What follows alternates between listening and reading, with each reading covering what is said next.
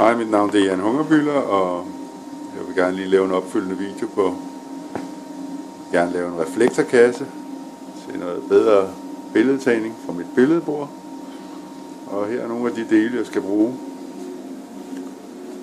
Jeg har taget sådan nogle 10 mm plader og fået skåret.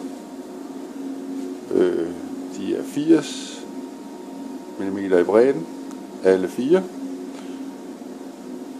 De 2 af bladerne er 185 i længden, og de andre 2 andre er 165. Så har jeg fået skåret en bund, der er en krydsfinerblad, som er 164 x 164 mm og 5 mm i tykkelsen. Så skal jeg bruge lidt skruer og lidt beslag, og har jeg købt sådan nogle alukraftark, som skal klæbes ind i siderne. Og meningen er, at jeg skal samle de 4 sider, så jeg får en kasse, og inde i kassen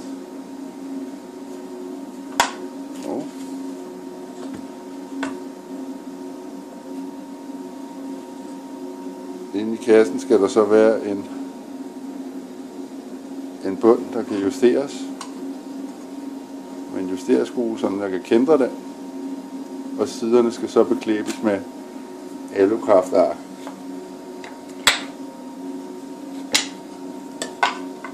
Jeg har, det er sikkert svært at se, men markeret nogle huller, der skal bores for, så træet ikke flækker, således jeg kan samle en ramme.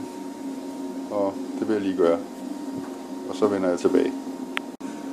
Så har jeg fået samlet rammen, og undersænke skruerne i hjørnerne.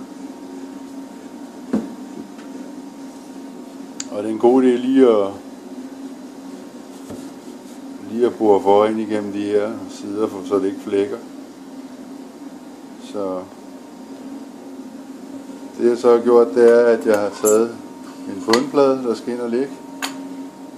Der har jeg taget sådan et stykke gevind. Jeg ved ikke, om man kalder sådan en, jeg kalder det en rivenotch, men savet af, boret hul i min bundplade, presser den i, og der er det så meningen, at min justerbånd til at justere vinklen skal igennem, således at pladen den skal igennem her.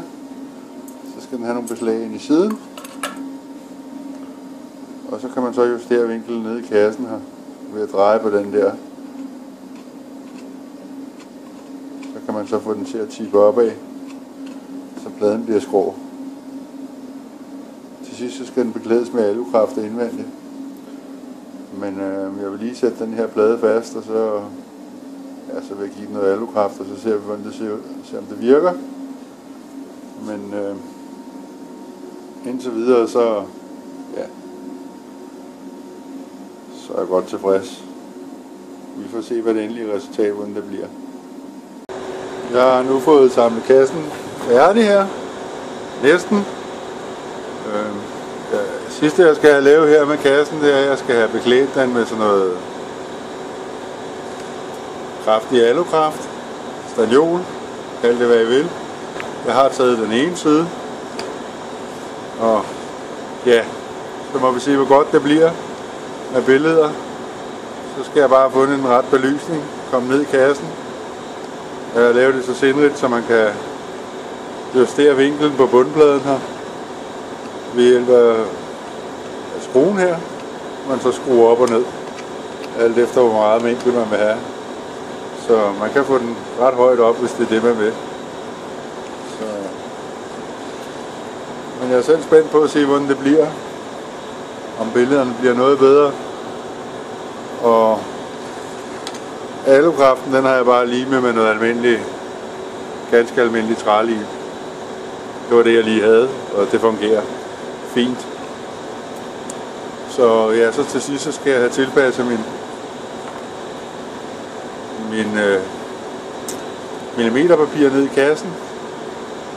Og der kommer jeg nok til at skal klippe et lille hul der, hvor skruen den skal være. Jeg tror nu det meste af tiden ved at prøve uden. Men er det behov for det, så kan man jo i hvert fald vinkelkassen. Så er det bygget til det nu. Så.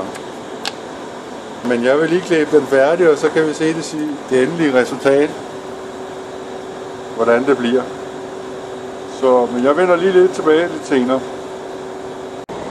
Ja, så blev min kasse færdigsamlet. Og det er så meningen, at papiret skal ned og ligge i bunden. Så skal jeg så lige klippe et lille hul til den justerbare skrue. Der hvor man justerer vinklen. Billedet, men den er blevet beklædt nu. Hvis der er en jul, så må vi se om det giver nogle bedre billeder. Men det vil tiden jo vise. Så. Sådan ser den ud. I kan lave den eller lade være. Det er meget enkelt. Det kræver ikke det helt store, hvis man bare lige har en lille boremaskine, eller man behøver ikke at være 1000 kunstner for at lave det. Så jeg håber det virker, men det får vi tiden jo vise. Så hej herfra.